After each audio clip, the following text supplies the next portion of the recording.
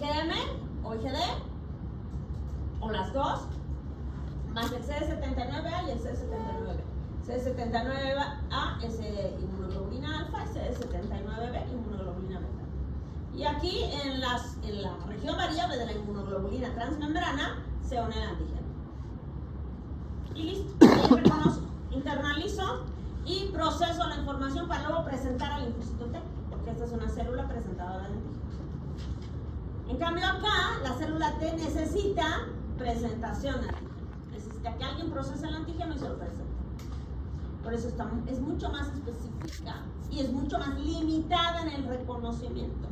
Esta otra es mucho más amplia, reconoce mucho más proteínas, carbohidratos, líquidos, de todo, y le va a dar información seleccionada al linfocito T.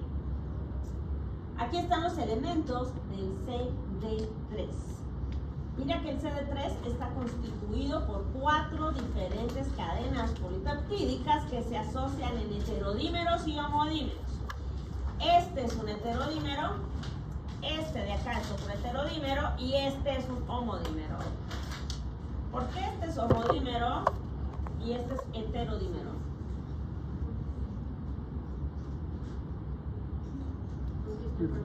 Porque uno está con alfa-alfa y los heterodímeros tienen 2 cadenas diferentes. diferente. Y los homodímeros tienen 2 cadenas iguales. Así que el CD3 va a estar formado por las cadenas epsilon, las cadenas gamma, las cadenas delta y las cadenas teta. Y vamos a tener entonces un homodímero teta o zeta. Este es el homodímero zeta o teta.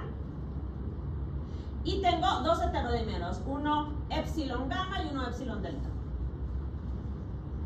Todo eso es el CD3 que se asocia a nuestro TCR acá, para tener un receptor completo. Este cuadro comparativo es interesante porque compara el TCR con el BCR. TCR con el BCR. Voy a poner acá BCR. Y la molécula de reconocimiento del BCR es la inmunoglobulina y de la célula T pues el TCR. Entonces vamos a ver acá. Fíjate lo que está comparando. Primero compara el número de proteínas, el número de dominios, los CDRs. Y aquí tengo, por un lado, el TCR está constituido por una cadena alfa y una cadena beta. En cambio, la inmunoglobulina M o D, ¿cuántas cadenas tiene? 2 heavies y 2 light, ¿no? 2 cadenas pesadas y 2 cadenas ligeras. Aquí tengo 2, ahí no se puede escribir. Aquí tengo 2 y aquí tengo 4. Mira, 1, 2 y aquí tengo 1, 2, 3 y 4. Primera diferencia. Segunda diferencia. En el TCR tengo un dominio variable y un dominio constante en cada cadena. En cambio, en las inmunoglobulinas, en el BCR, en el receptor de la célula B, voy a tener un dominio variable y 3 o 4 dominios constantes y un dominio ligero y un ligero variable y un dominio ligero constante. Así que aquí hay un poco más de complicación en la estructura de nuestro receptor. Pero lo más importante de todo es esto, los CDRs. Los CDRs son las regiones determinantes de complementariedad. Región determinante de complementariedad. Son las regiones hipervariables. Realmente estas son las regiones paratópicas, las que van a reconocer al epitopo y se van a unir a él. En el caso de nuestro TCR, tenemos 3 CDRs aquí y 3 o 4 CDRs acá. 3 en la cadena alfa y 3 o 4 en la cadena beta, las zonas variables, habitualmente 3. En cambio, en el BCR yo tengo 3 CDRs por cada cadena polipeptídica. Entonces, ¿cuántos epítopos puede reconocer el BCR? 12. ¿Y cuántos el TCR? 6. ¿Ves? La capacidad de reconocimiento de la inmunoglobulina es mucho mayor. El TCR es mucho más específico, pero es más eficiente al final. El BCR es excelente reconociendo, pero el procesamiento se le complica, por eso tiene que pedir ayuda al linfocito T. Aquí están las moléculas asociadas, el CD3, el CD79A y el CD79B. La afinidad en las moléculas secretadas de las inmunoglobulinas es muy alta, en cambio acá es más bajita. Y una cosa súper llamativa es que el receptor de la célula B, este receptor de la célula B, tiene forma secretada. En cambio este no tiene. ¿A qué me refiero con eso? El receptor de célula B tiene forma secretada. En cambio, el receptor de célula T no la tiene. ¿A qué nos referimos con eso? Con la producción. ¿Ok? ¿Qué es eso? ¿Qué es esa producción? Que se mientras está en la enfermedad, vas generando anticuerpos, o sea, inmunoglobulinas. Y el receptor de PCR tú ya tienes. Bueno, es que en el receptor de la célula T tú tienes la célula con el receptor. Y ese receptor no se libera y no va a buscar antígenos. En cambio, en el BCR, eventualmente el linfocito B se activa, se vuelve célula plasmática y empieza a producir inmunoglobulinas que son iguales a este receptor. Así que una célula B que se activa va a ser luego productora del receptor que la activó. Y esas son las inmunoglobulinas. Por eso hablamos de una forma secretada. Las inmunoglobulinas pueden estar como parte del receptor de la célula B o pueden estar secretadas. Secretadas quiere decir que estoy produciendo este receptor, pero libre en el plasma para reconocer a los anticuerpos, a los antígenos. ¿Entienden todos? En una célula B yo tengo una inmunoglobulina, bueno, muchas. Esa inmunoglobulina va a agarrar un antígeno, ¿ok? Si esa inmunoglobulina que está en la superficie de la célula tiene match con el antígeno, esa célula se activa y se convierte en célula plasmática. ¿Y qué va a producir? Anticuerpos, que eran iguales al receptor, que se unió al antígeno.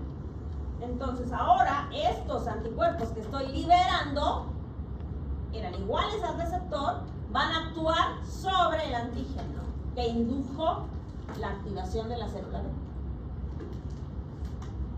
¿Llega? Bueno. Una vez que se activa la célula B, voy a tener entonces la producción de esta inmunoglobulina secretada, voy a tener lo que se llama switching y mutaciones somáticas que generan mayor afinidad por el antígeno. ¿A qué nos referimos con el switching? Primer contacto, yo voy a producir IgM. Y cuando hago el switching, el cambio de isotipo, yo voy a producir de acuerdo a las necesidades IgG, IgA, IgE y ya. IgG, IgA, IgE. ¿Me falta alguno? Pero no hay forma secretada de la D. La D solo forma parte del receptor. Las únicas que tienen forma secretada son IgM, IgG, IgA, IgE. Esas son las únicas que tienen forma secretada. Primer contacto, inicio la respuesta IgM. Y luego el switching. El switching es fundamental porque está hablando de memoria inmunológica. Y es IgG, IgA en las mucosas, IgE en parásitos y en patologías tumorales. En el TCR eso no existe. En el TCR yo no tengo forma secretada, yo no tengo switching, yo no tengo mutaciones somáticas.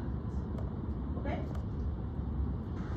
Aquí está la estructura de nuestro TCR alfa beta, que es el que predomina en el 99% 90-95% de los casos en el timo, es un heterodímero que tiene por cadena más o menos 110 aminoácidos, poco más, poco menos, por la región variable, son glucoproteínas de la superfamilia de las inmunoglobulinas y tienen una colita citoplasmática aquí chiquitita.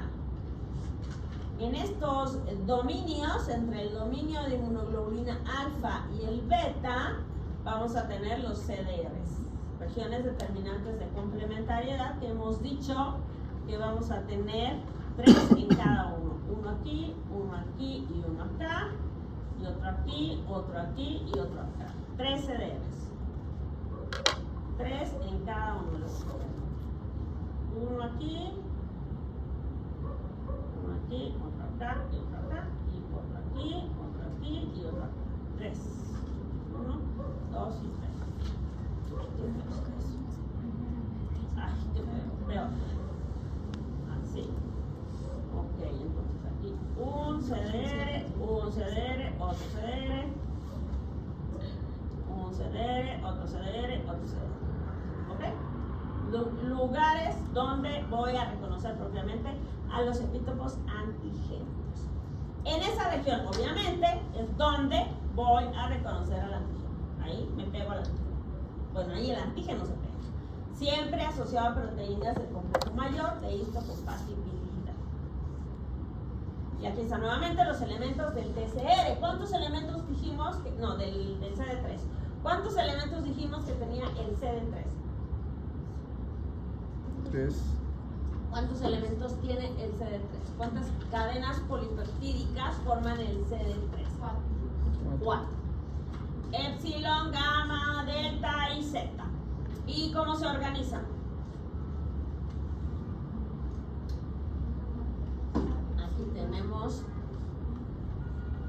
cómo se organizan.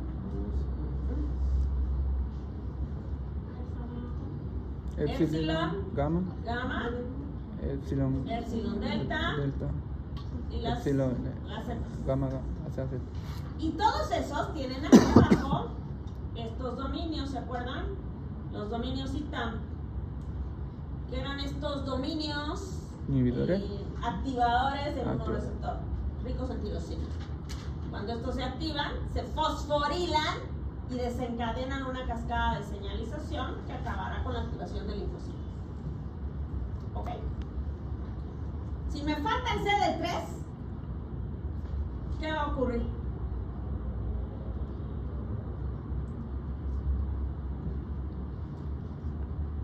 ¿Qué pasa si yo no tengo el CD3? No hay linfocito T. Pues no hay linfocito T. ¿Y si no hay linfocito T? No hay inmunidad. No hay inmunidad. Tengo una inmunodeficiencia combinada grave por deficiencia de linfocitos T. ¿Qué pasa si no tengo TCR? El receptor. No hay reconocimiento. No hay reconocimiento. Tengo linfocitos pero no funcionan. Nuevamente una inmunodeficiencia combinada severa. Y los niños se mueren si no los identificas rápido antes de los 6 meses. ¿Qué tratamiento requerirían? En estos casos, trasplante de células hematopoyéticas. ¿Y qué ves en esta imagen que llama la atención? Bueno, por un lado tengo la célula presentadora por aquí, célula presentadora, proteínas del complejo mayor y el antígeno. Aquí está el antígeno, ¿no? Y aquí tengo mi linfocito T. El CD3 aquí está, tengo CD3 y TCR, mis regiones ITAM. Pero tengo algo más, y este algo más es el CD4. Empecé a hacer la presentación. Y el CD4 se une aquí. El CD4, igual que el CD8, es una molécula que reconoce a las proteínas del complejo mayor. El CD4 a las moléculas de clase 2 y el CD8 a las moléculas de clase 1. Y las reconoce ahí arriba. ¿Cómo para qué será? ¿Cómo para qué creen que es? CD4.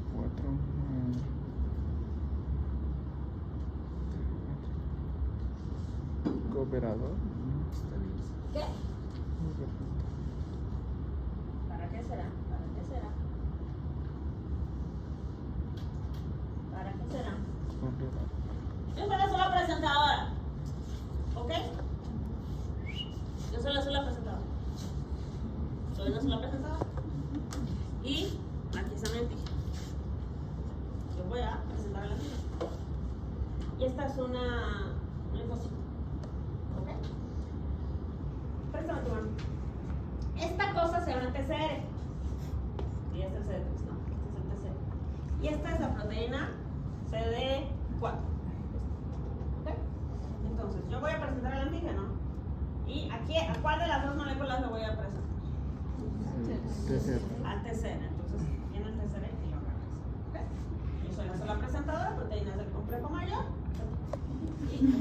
Pero no agarres fuerte. ¿Ok? Así sueltito, flojito. Listo. Entonces vengo acá. Ay, no. Ay, no. No. ¿Qué harías? Pero ¿cómo me agarras? No. Si me agarra aquí, eso es una sola autorreactiva. En lugar de agarrar el antígeno, agarra a mí el TCR. Eso es una sola autorreactiva. Entonces, no quiero que me agarre a mí. No me tiene que agarrar a mí. El linfocito y el TCR debe reconocer el antígeno, no a la célula presentadora ni a las proteínas del complejo mayor. Entonces, ¿qué harías? Lo único que puedes usar La otra mano. es tu CD4. Por acá, mejor. No quiero. Decir que no. ¿Qué haces? Agarra pues. No, así no funciona. Otra vez intenta. Agarra otra cosa. No, al antígeno no lo puedes agarrar. Porque esta es la que agarra el antígeno. Entonces, ¿qué agarras? Como mi dibujo, pues. ¿A quién va a agarrar? Al mismo. CD4. A la célula presentadora. Pero no a toda la célula presentadora. ¿A qué agarro? Proteína. A la proteína del complejo mayor. Entonces, agarra con la proteína del complejo mayor. A la proteína del complejo mayor. al- ¿Cuál es la proteína del complejo mayor? Yo soy la sola presentadora. Y mis manos, porque son dos cadenas, las proteínas de clase 2, son mis proteínas del complejo mayor, que están agarrando el antígeno que he procesado. Lo proceso y lo voy a presentar al linfocito T. Saque su TCR. Vengo acá, pero como que no me convence, como que sí, como que no, como que quién sabe. Entonces, ¿qué hace el linfocito para mantener el estímulo? Pero acá. Porque si te fijas en el dibujo, es cerca del cuerpo de la célula. Entonces, agarra esto, agárrame fuerte. Yo me quiero ir. Y ya no puedo. Una llave. ¿Por qué no me puedo ir? Porque el CD4, esta molécula, está sosteniendo, está estabilizando la interacción entre el linfocito y la célula presentadora. ¿Sí? Una llave. Ahora, si esta, agarra mi mano. Si esta está agarrando a mí, a mi célula, a mi proteína del complejo mayor, no le importa el antígeno. ¿Qué le importa? Las proteínas del complejo mayor. Esa es una célula autorreactiva que debe ser destruida. ¿Entienden? ¿Sí? Entonces, el CD4 y el CD8 es fundamental para estabilizar la interacción entre la célula presentadora y las proteínas del complejo mayor. Entre la célula presentadora y el linfocito. Si no hay este CD4, eso no pasa. No hay interacción porque la célula presentadora va, tantea y se arrepiente y se va. El CD4 y el CD8 estabilizan la interacción y se une a las proteínas del complejo mayor de clase 2. Si fuera el citotóxico con el CD8, reconoce las proteínas de clase 1. ¿Ok? Aquí tenemos entonces las variedades de nuestras celulitas. Tengo las células alfa, beta, que son estas, mira, entre 90 y 99%. Este es un dato del PUBI, que es otro libro de inmunología, pero digamos que nos quedaremos en 95%. Estas tienen un amplio repertorio de líneas germinal. Los TCRs tienen un amplio repertorio de línea germinal en las regiones genéticas, diferente de los linfocitos gamma delta, que son muy pequeños, son muy poquitos y tienen una muy poca diversidad en las regiones variables. Su repertorio es muy, pero muy limitado. Estos alfa beta son de la inmunidad innata, lo hemos mencionado ya mucho. Son linfocitos intraepiteliales, linfocitos de la mina propia, muy importantes en el desarrollo de tolerancia. De este lado tengo el fenotipo posible de nuestros linfocitos alfa beta. Y fíjate que la mayoría son CD4. La mayoría de los linfocitos T son CD4. Si yo tengo se voltea y tengo más CD8, tengo un problema. La mayoría son CD4, luego tengo unos cuantos CD8, 30%, y muy poquitos doble positivo y doble negativo. Porque eso no tiene que estar en circulación, tienen que estar dentro de los órganos linfóticos. En el caso de los gamma delta, tengo la mayoría CD8. Y, CD8 de los diferenciados, y hay muchos dobles negativos que están en proceso de diferenciación. Y una cosa muy importante acá es la restricción. Dijimos que las proteínas, los linfocitos de CD4, los linfocitos cooperadores, son restringidos por proteínas de clase 2, mientras que los linfocitos citotóxicos son restringidos por proteínas de clase 1. Los linfocitos gamma delta no necesitan restricción, no necesitan ser estimulados por proteínas del complejo mayor, porque son estimulados solamente por fosfolípidos. Hay otra molécula ahí que se llama CD1, que es de la familia de las proteínas del complejo mayor, que ayuda a la activación de los linfocitos gamma delta. ¿Qué quería decir esto de restricción por proteínas del complejo mayor? Reconoce. Que solo reconoce péptidos que están como el linfocito CD4 solo reconoce péptidos que ¿qué? Que tienen un complejo. Que están unidos, que están presentados a través de proteínas del complejo mayor de clase 2. Y el citotóxico solo reconoce péptidos asociados a proteínas de clase 1. Solamente, si no, yo no activo linfocitos. ¿Qué pasa si no hay proteínas del complejo mayor? No hay la presentación del antígeno y por lo tanto no hay respuesta inmune. Y por lo tanto tengo otra vez inmunodeficiencia.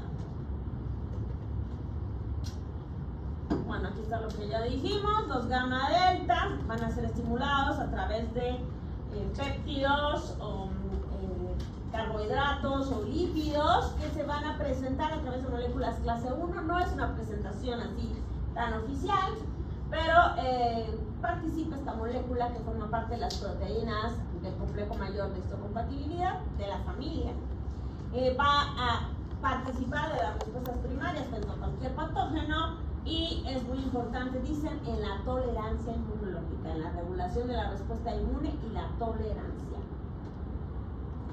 La diversidad ya la hemos mencionado, la diversidad la vamos a obtener igual que en las inmunoglobulinas. ¿Y cómo era eso? La recombinación. La recombinación, esa mezcla aleatoria para hacer los cupcakes, ¿se acuerdan? Aquí es lo mismo. ¿Cuáles eran los genes que participaban? B, D, J. Los genes B. RAS. Entonces yo tengo segmentos genéticos para las cadenas alfa en el cromosoma 14, para las cadenas beta en el cromosoma 7, un montón de segmentitos que me van a dar una gran diversidad antigénica para poder eventualmente tener un receptor. Fíjate cómo está aquí en la célula, es un receptor, y aquí va a reconocer al péptido siempre asociado a las proteínas del complejo mayor de otra célula. Y mira, aquí si te fijas, tengo acá al el CDR1, CDR2, CDR3. Y acá tengo el Aquí un determinante de complementariedad 1, 2 y 3. Y cada cadena es distinta. Eso le da más diversidad. Aquí está lo mismo, mira tu célula T. Y aquí tienes una cadena y una cadena diferente. Y pasa el mismo sistema que hablamos con las inmunoglobulinas. Y los genes de recombinación son los RAS. ¿Qué pasará si yo no tengo genes RAS? O si están mutados. No hay alguien que supervise, o sea. ¿Qué? Los genes RAS están mutados, no funcionan. No hay recombinación. Y si no hay recombinación, No hay inmunoglobulina. no hay diversidad, no hay variabilidad, no voy a reconocer antígenos. Bueno, o sea, es muy fácil, pura lógica básica. Así que necesito diversidad, entre más diversidad mejor. En la diversidad está el gusto. Eso es muy importante. Okay.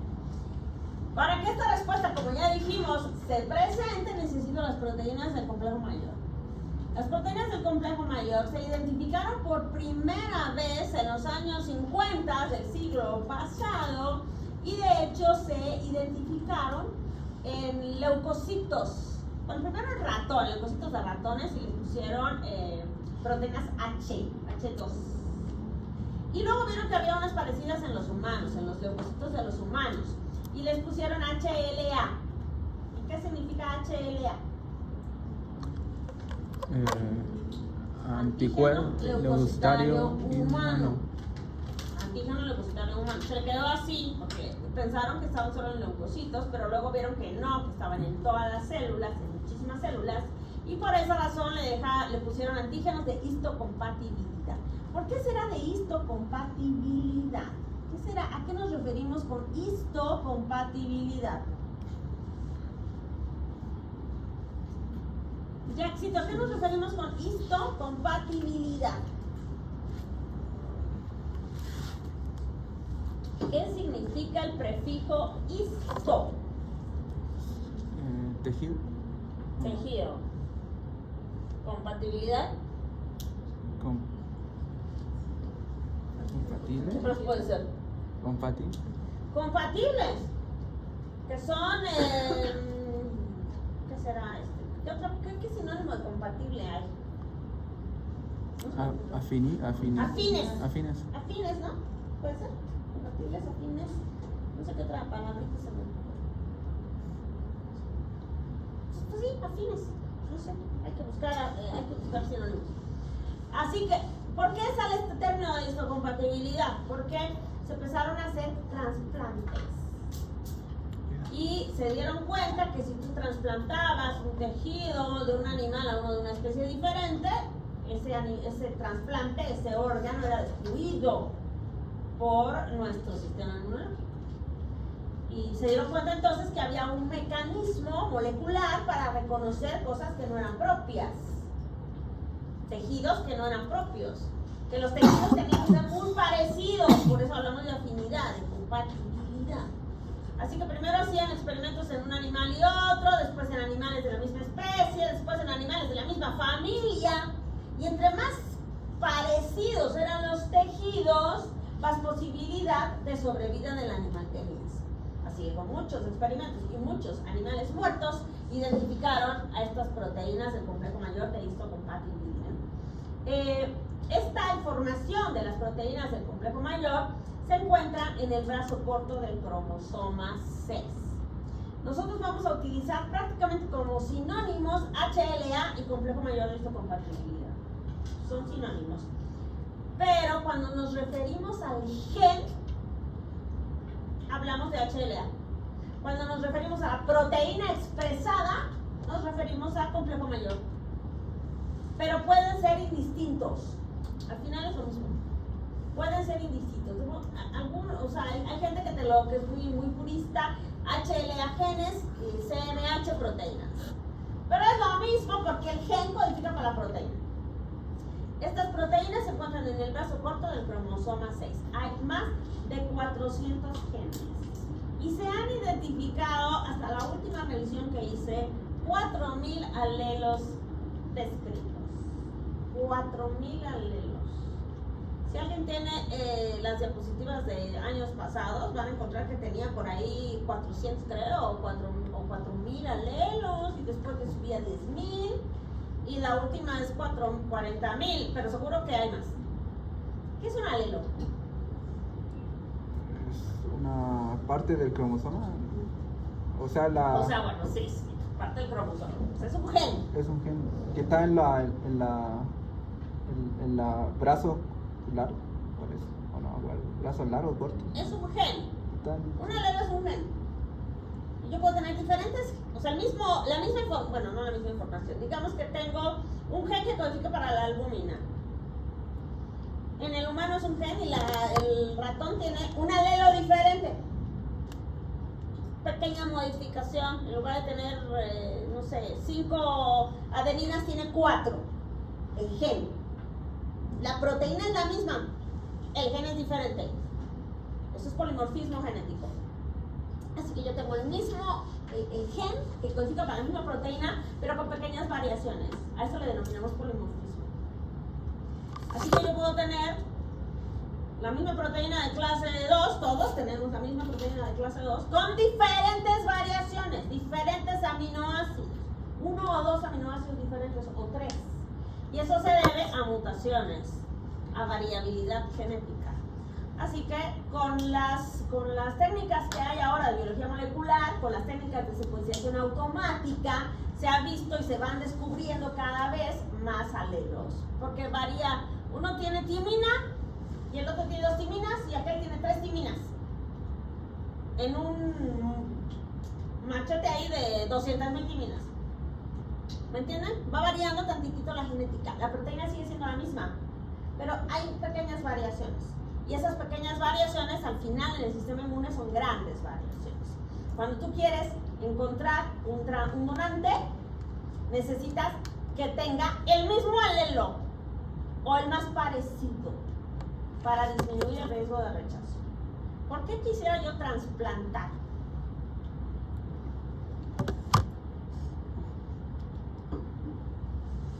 ¿Conocen alguna persona trasplantada? Amiguita Montes, que estás durmiendo. Digo, Cejas Montes.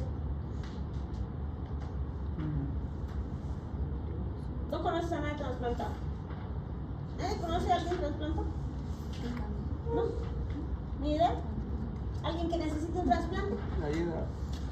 Lucho. Del pelo. De cerebro no hay. No hay. Conmigo. De cabeza ha habido un intento, pero no funcionó. De cara hay trasplante de cara, hay trasplante de todo, de cerebro, obviamente. No va a ser necesario en breve porque hay implantes ahora. De chip. Hay chips, sí, que se están desarrollando.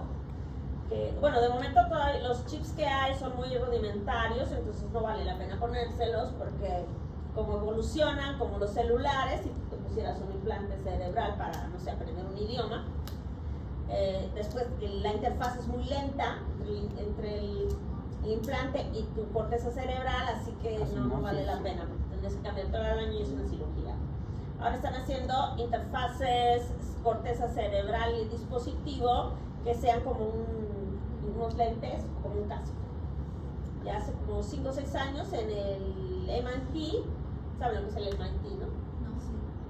El MIT es un instituto tecnológico del primer mundo, el Instituto Tecnológico de Massachusetts, ¿no? Sí, yo tampoco lo conozco, pero he oído mucho del MIT y suena bonito, ¿no? MIT, ¿no? Suena muy cool. Entonces, ahí un cuatecito inventó un casco que tiene una interfaz con el cerebro para manejar su computadora. No tiene ni que hablar, ni que usar el teclado. Pensando, la computadora le responde. Tú piensas y la computadora sabe lo que estás pensando. Y escribe y le dictas, no tienes que hablar. A ese nivel estamos llegando con la inteligencia artificial. Una cosa muy alucinante. Así que trasplante de cerebro no vas a necesitar. Pero vas a necesitar trasplante de corazón, de hígado, de riñón, de no sé cuánto. Y el problema es que no hay órganos. ¿Y por qué no hay órganos? Pues porque la gente no dona y porque cuando donan o que puedan donar hay incompatibilidad. Porque hay tanto polimorfismo que quizá tus genes son diferentes a los de tus padres. Aunque ellos te los donan, aunque ellos te los heredan, hay polimorfismo, hay recombinación y eso genera un serio problema para encontrar donantes. ¿Por qué será bueno tener un HLA polimórfico? Piensen, por ejemplo, en las razas de animales, ¿ok? De perros. ¿Aquí hay algún criador de perros? En algún grupo tenemos un criador de perros. ¿No? ¿Alguien tiene perro aquí? Sí. ¿Qué razas de perros tienen? Chihuahua. ¿O son Chihuahua? ¿Quién tiene Chihuahua? ¿Tienen Chihuahuita? Ay, con tan siglas me hablan de Chihuahua. ¿Alguien tiene uno de raza y un criollo juntos? Sí. ¿Y cuál es más delicado? De raza. El de raza, ¿por qué es más delicado? Así, ¿no? Más fino. Tiene menos. ¿Cómo llegaste a ese perro de raza chiquitito así que tiene pedigrí? ¿Qué quiere decir el pedigrí? Comida. No. Una familia conocida. Una familia conocida y de abolengo. Y ese chihuahuita se va a parear con un gran danés, con un criollito, no, con otro chihuahuita, que generalmente son de su familia. Así que el polimorfismo genético es bajo, porque solo se están mezclando entre ellos. Por lo tanto son delicados, por lo tanto se enferman, por lo tanto su respuesta inmunológica es deficiente. Y se enferman de todo. Y vas al veterinario más seguido que al pediatra. Ahí vives en el veterinario. En cambio, tu criollito,